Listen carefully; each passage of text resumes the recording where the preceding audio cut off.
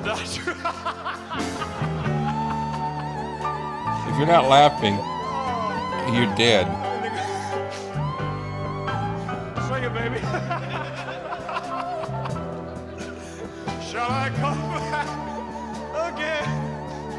Tell me, dear, are you lonesome? You can't help but laugh at that. If you're not laughing, like I said, you're dead. You can even hear him snorting. It's hilarious. So we're going to talk about that song and kind of a little bit of the history behind it and all the folklore, the legends about the song. And but before we do, I want to just invite everybody to sign up for the Circle G Foundation Roundup newsletter. Um, it's to promote and safeguard Elvis's legacy as far as his charitable works. And this year, charitable is towards dementia, and that's personal to me right now. So sign up. You can share your stories. You can read the stories and see what's going on in the world of the Circle G Ranch and Foundation. So hope to see some of you on that list. But thank you. Anyway, so that show was August 26th, 1969, the Midnight Show in his return engagement to Las Vegas. And so in 1980,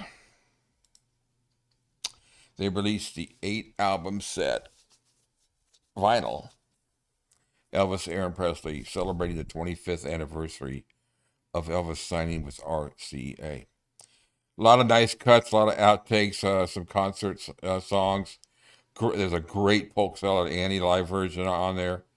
I still have my vinyl, but I do believe it is still at my brother's house, which is where my mom was living before she passed, and she still had some of my father's and my albums.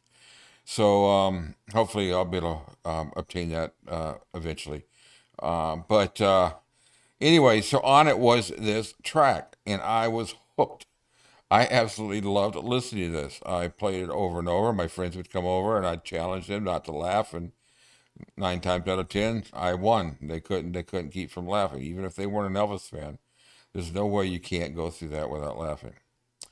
So it's like I said, there was 8 different covered different. There's interviews, there's the concert, covers different um, periods of his career. And like I said, a lot of good stuff. So I listened to that. I used to play it all the time, but my perception was he was laughing at himself with what he said, and just got a kick out of it. And Peter Guralnick mentions it a little bit. We'll go over that here in a minute. Now the song actually hit the charts, up into the charts in the UK a few years later, and did very well there also. So the years go by, and I never really knew what had happened. And then in the 90s, I owned a condo up in Pigeon Forge, Tennessee. And there they used to have a little small row of theaters. And they had a theater called Memories Theaters where there was a tribute artist named Eddie Miles. And with Eddie Miles was Charlei Hodge. He played there for several years with Eddie Miles, did a great Elvis show. You ever get a chance, take a look on Google for Eddie Miles. I'll put a link there down there for one of the videos. They do a dead on, almost, almost dead on copy of "I Will Be Home Again," Charlei and Elvis, and it's really good. So I'll put the link down there. Hopefully I can remember to for you guys to go. So anyway, the nice thing about it was after the show, Charlei would be out in the lobby and he would talk to people. So I made it a point of going to talk to him every time. It was just for a few minutes, just to chat. Great show. But there were some times where I would hang out towards the end where people go so I could maybe get a little bit more chat time. And I probably went to about a dozen of the shows. And so over a period of time, he recognized me. We never really knew each other, never really became friends. But I did ask him a few questions about Elvis and performing. And one of the things that always fascinated me was the 69 return. So I asked him about this song. And he said to me that he got tickled over what he said. And then he kept laughing because of Sissy Houston. So I knew that if I heard it from Charlie Hodge, who was standing right there, that's the story. And then he also had a book which I got a hold of, and it's called Me and Elvis. And in it, and I had lost the book over the years, so I could never find it for a long time. But in it, he talks about this incident. Laughter surrounds Elvis. And in a minute, I'm going to play the whole song. And while the song plays, it's going to read it's going to scroll the 2 pages on here so you can read the whole thing. But he talks about the whole thing. And it's exactly the same thing that he told me about the event. So then comes YouTube. And YouTube, 2005 was when YouTube really hit it. I started by some guys that came from PayPal. And so it wasn't really until I never was a YouTube fan.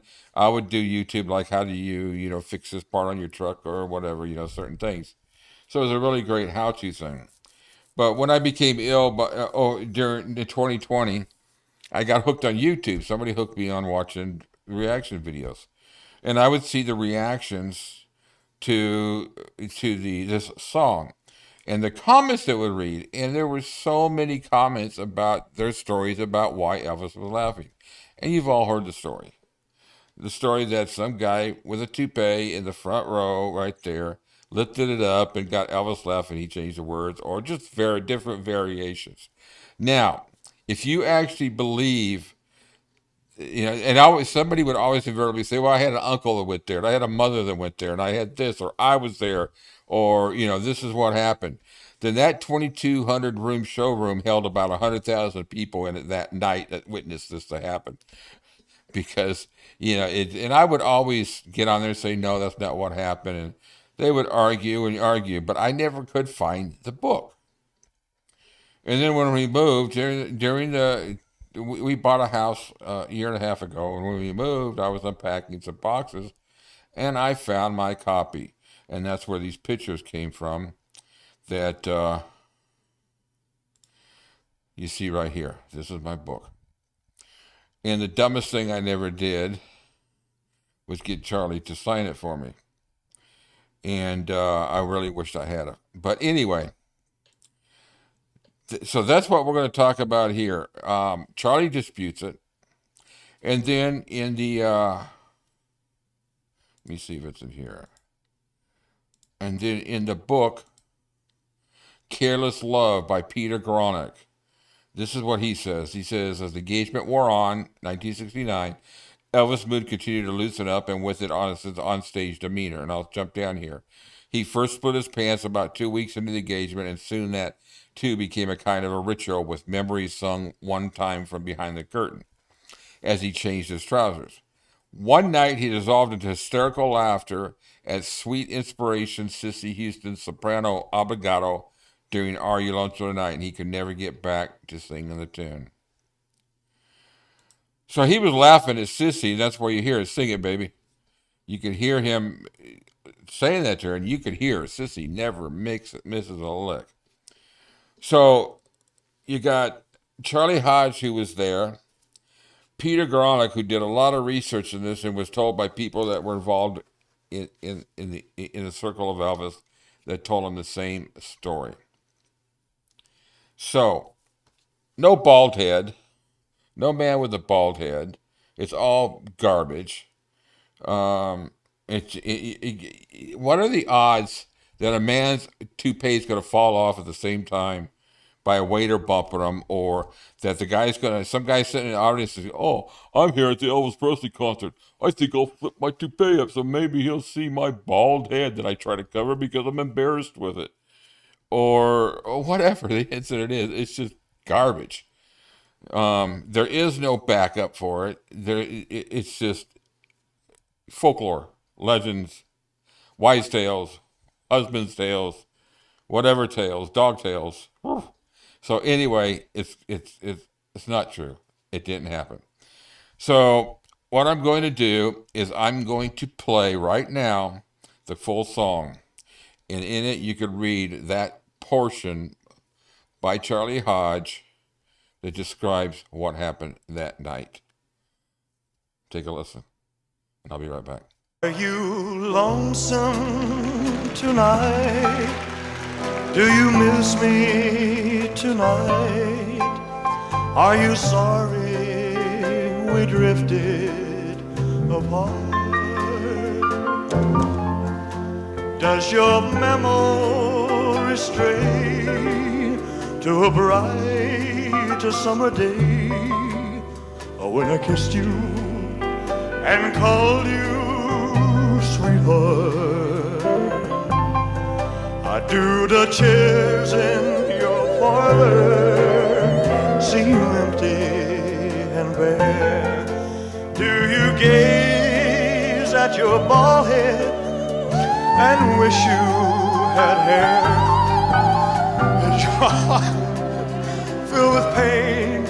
Shall I come back?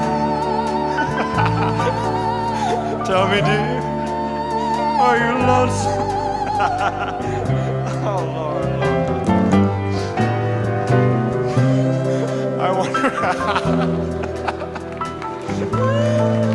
you know, someone said the world's a stage and each must play a part.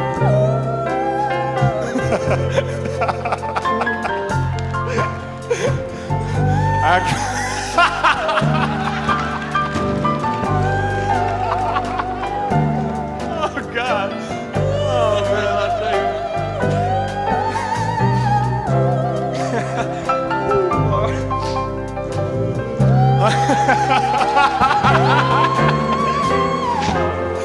And I had no cause to die.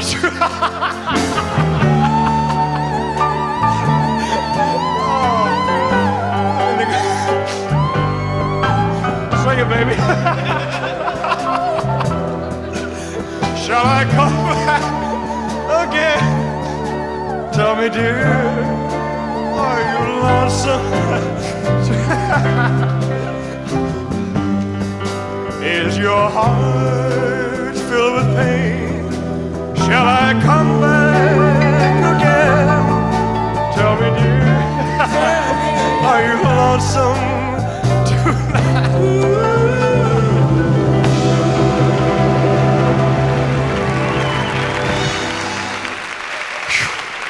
That's it, man. 14 years right down the drain, boy, I'll tell you.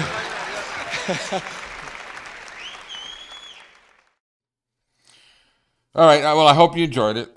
I've always enjoyed that that song. Can't help but laugh. And send me your comments. If you were there that night and saw what happened, then give me the pictures. It didn't happen. But God, I wish I'd been there anyways for the show. Any of those shows back in '69. Thank you very much. TCB, subscribe if you don't. Hit the like button if you haven't done that yet. If you like it. If you don't like it, just don't hit the dislike button. I don't get many of those much anyways because I'm not really that negative on this on here. But thank you very much for watching, and we will see you soon.